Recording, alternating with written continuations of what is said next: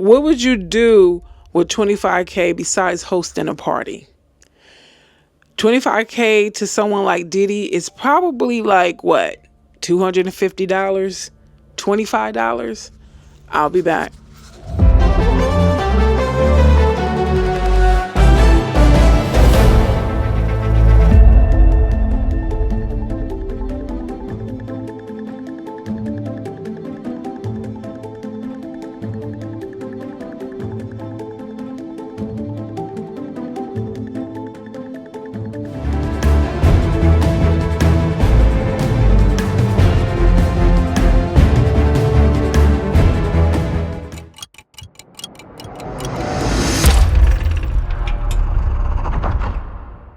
Hey folks, welcome back.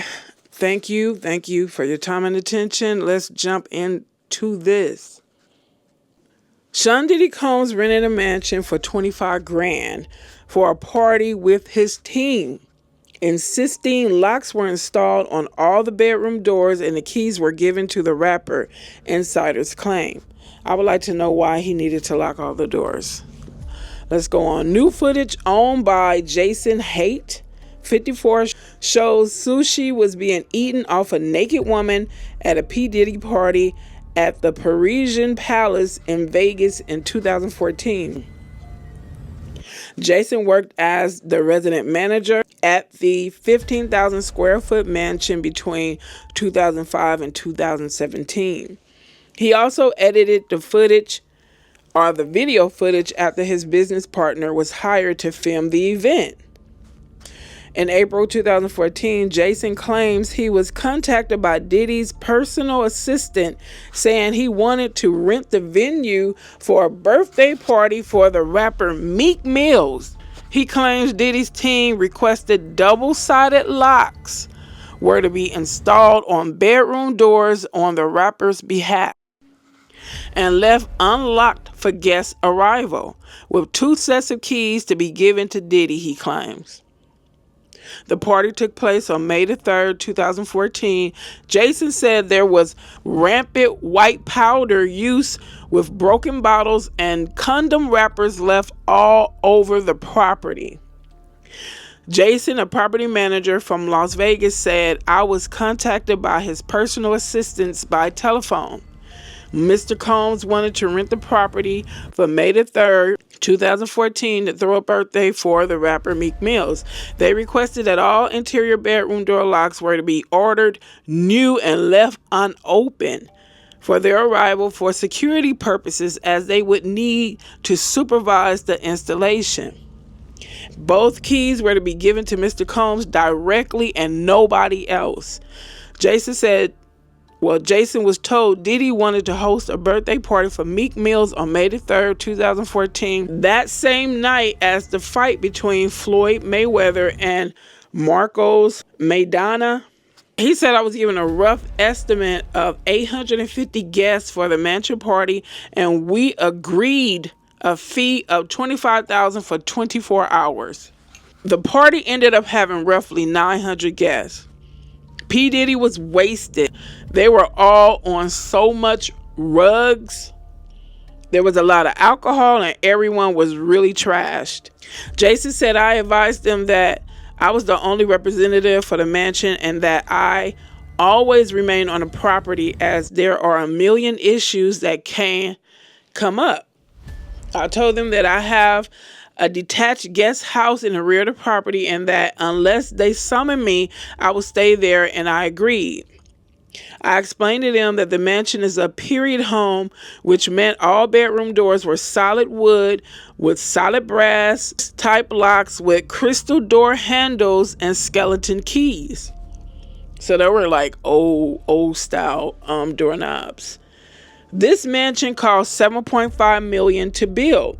Diddy's people said that cost is not a factor, so please add the cost of locks to the venue fee. Jason also claims he was told that Diddy would have an insurance policy to cover the mansion, its contents, and any loss of life for the event. He said, "They stated this policy mandated the use of smoke detectors in all areas of the home and guest houses, which I replied we have. They said they would prefer brand new ones and would have them shipped to me. Brand new smoke detectors. Okay. Yeah, insurance purposes, I guess they was like, look, we're not going to rely on your smoke detectors. We want our own. Okay, I can get that part. Because, people, when they know they're dealing with somebody with money, they can be real sneaky and underhanded. Let's go on. They will install them upon arrival. So his team would install these smoke detectors when the smoke detectors get there. Diddy didn't trust nobody. I see why. When you deal with someone who does not trust anyone, most of the times it's because they do sneaky, underhanded things. I'm not talking about people who have trust issues because of things that happen to them in their lives. I'm talking about people who just don't trust people for no reason. Most of the time they do underhanded things. Let's continue. I stated the mansion has had painted ceilings by artist Thomas Bissett. It took him 8 years to complete them. They said the detectors would be temporarily attached and removed after the event. I agreed. Jason said the party ended around 3. He claims people were eating sushi off a naked woman, doing rugs, the white powder, and there were bottles all over the place. There was even blood stains in some of the bedroom. God. Jason said, I thought it was powdered sugar everywhere. Gee, that was excess. These people have no boundaries. Let's go on. I ended up with almost a ½ ounce in different baggies left in bedrooms. The bedrooms the following day were disgusting. Broken bottles of alcohol, used condoms, blood on the beddings, powder and razor blades by the hundreds, lubricant on the dressers, marble floors. I found removed panties, bras, and even 2 iPhones in the bushes behind the bowling alley. Diddy's management has been approached for comment. That is crazy. You know what I don't like about these pretentious celebrities is the haughty air they give off, especially when it comes to supporters, people who have supported them for years and admire and appreciate their work, whether they're recording artists, actors. It doesn't matter what they do. It's like when they have people that show their appreciation and they come off real snooty and snobby, like, don't touch me, don't get close to me. And now you're finding out all these things these people are involved with, these dark, nasty, disgusting things. It's like, how dare you? How dare you be pretentious and treat me like I'm some stain on the bottom of your shoe? Let's go on. This is the second article. Diddy is accused of harming someone else. This article was released last month. A woman alleges Diddy, or Sean Diddy Combs, rugged and R her at a Las Vegas after party in 2014. According to one of 7 new lawsuits filed against the music mogul, the alleged incident occurred on Memorial Day weekend 2014. The plaintiff, who is not named in the lawsuit, lives in Arizona. The lawsuit states the woman alleges Combs directed her to an area with open bottles of alcohol. Documents said she had 1 to 2 drinks and felt disoriented less than an hour later. She claims she woke up the next morning and realized Combs ordered her. Plaintiff eventually got up and realized she was naked, and her general soreness was more aggravated in her genital area. According to the lawsuit, plaintiff was horrified to realize she was awed by Combs. The woman alleges she connected with promoter International Smooth, and he invited her to a party at Poolside Lounge Club Rehab, the lawsuit said. Smooth made it clear that this was an exclusive celebrity party and plaintiff's 2 friends were not invited, only plaintiff. Now that would have been a hard no for me. You can't tell me that I can be the only one to go and my group that came with me can't go. That would have been a red flag. Let's continue. Despite having some awkwardness with this prohibition, plaintiff with the encouragement of her friends, decided to attend the party to network with the influential people there. And if you was really a friend of mine, you would have been like, nah, don't go, girl. Nah, I don't feel comfortable with you going by yourself. Let's go on. The woman met several celebrities, including Mary J. Blige, Lil' Kim, and Nicki Minaj, according to the lawsuit. The woman also met Combs, and Smooth invited her to an after party at Combs' suite at the Planet Hollywood Hotel. The woman also recorded videos of Combs. 2 still photos are included in the complaint.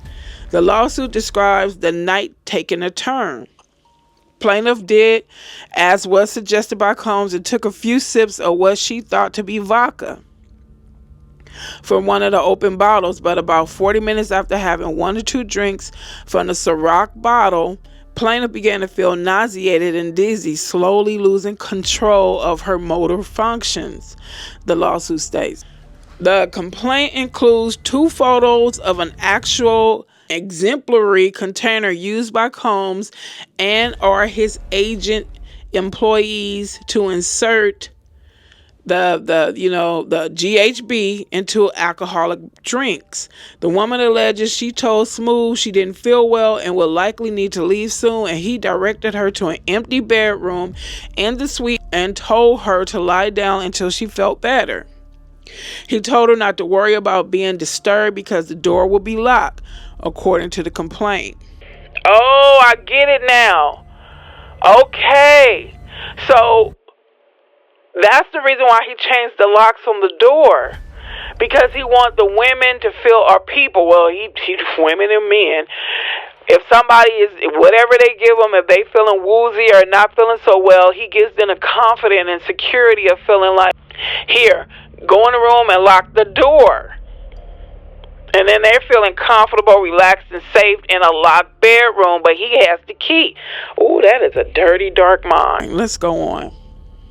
The woman claims she woke up the next morning feeling groggy and sore. Her entire body hurt and said it was difficult to move.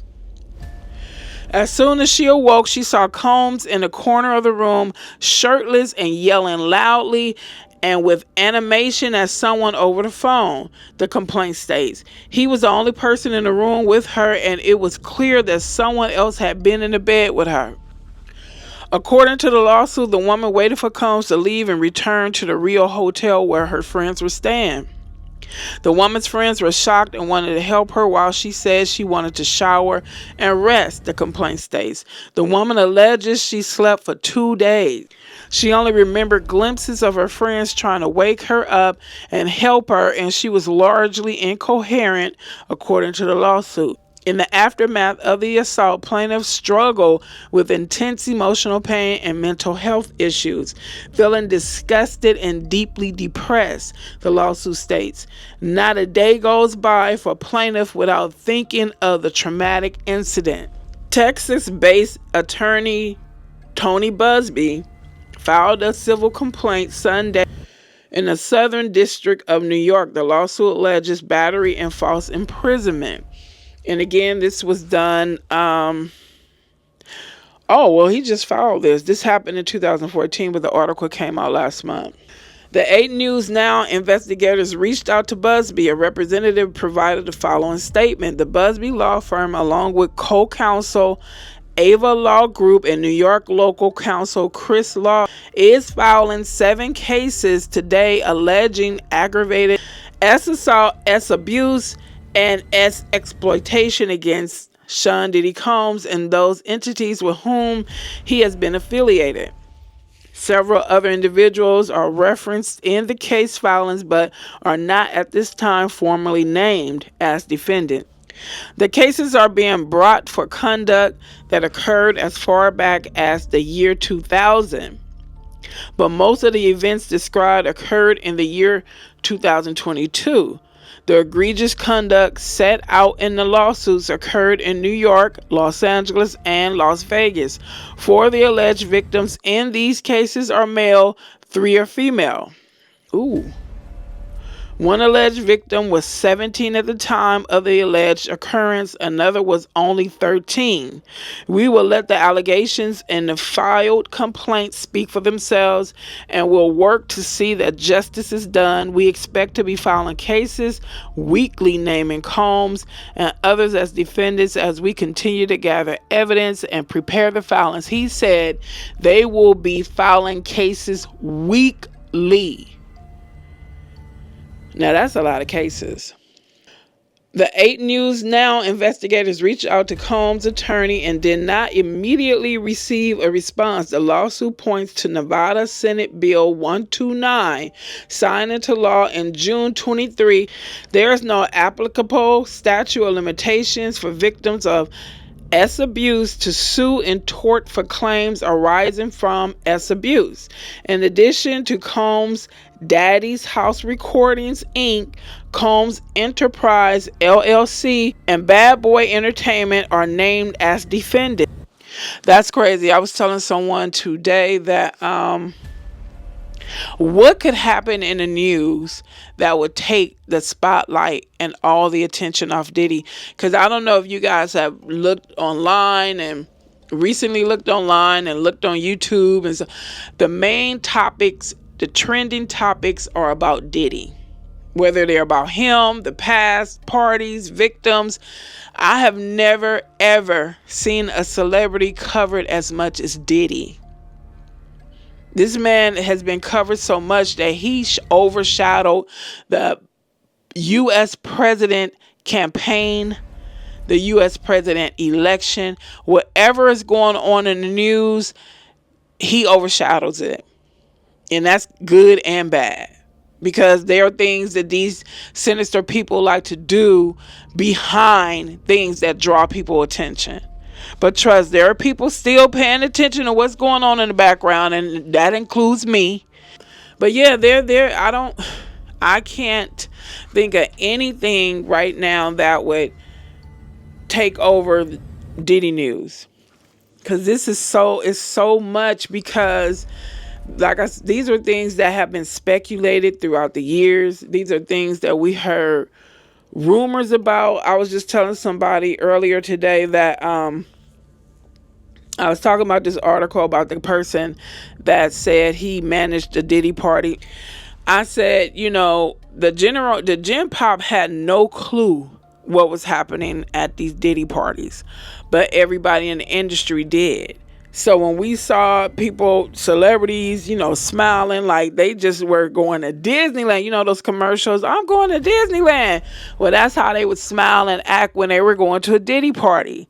Media and the sinister people behind it, they can make a pile of dog feces look like a pile of gold. And that's what we're learning. Looks are very deceiving. Here we are thinking these people are having the time of their life, going out, socializing with their peers and just having them a great old exciting time. And all along it was a piece of hell. Yeah, a lot of people are complicit because you knew what was going on, but y'all still smile for the camera like it was just the biggest thing in life. Ain't no party that damn big and that damn exciting. It's like, how many parties can you go to? It's like, seriously, that you want to always go to the club. You always want to party because you got your mind is on some things you don't want to deal with. That's all that's about. But anyway, that is all I have today. I have so much more I want to bring to you guys. So, I'm about to shut up shop. I'm about to get up out of here. And I'll see y'all in the next video. Thanks again. Bye.